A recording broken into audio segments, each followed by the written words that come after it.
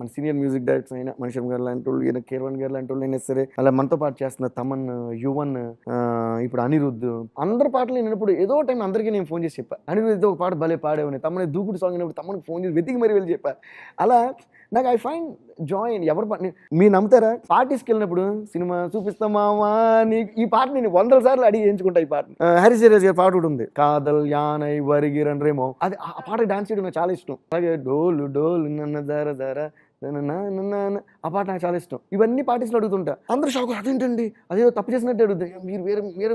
అరే ఇప్పుడు నేను ప్రేక్షకుడిని, ఐ వాంట్ ఎంజాయ్. ఇంకోటి, మన పాట మనం కంపోజ్ చేసిన తర్వాత we always have to step back and listen to it అండి. ఇంక దాంతో మనకి కాంపిటీషన్స్ లాంటివి ఏం ఫీల్ అవ్వరు. అసలు దాంతో మనకి సంబంధం లేదు. పాట చేసేంత వరకు నేను దానికి పని చేసే ఒక వర్కర్ లాగా. పాట అయిపోయిన తర్వాత అది ఇంక జనంలోకి, అది ఇంక మనకు సంబంధం లేదు. ఆ పాట అది మెచ్చుకున్నా, దాన్ని తిట్టుకున్నా, అంటే ఒకళ్ళు తిట్టుకుంటే దాని నుంచి ఓకే నెక్స్ట్ టైం బాగా చేయాలని నేర్చుకోవాలి. మెచ్చుకున్నా అనుకోండి, మెచ్చుకున్నారు అమ్మయ్య థ్యాంక్స్, ఇంకా బాగా చేయాలని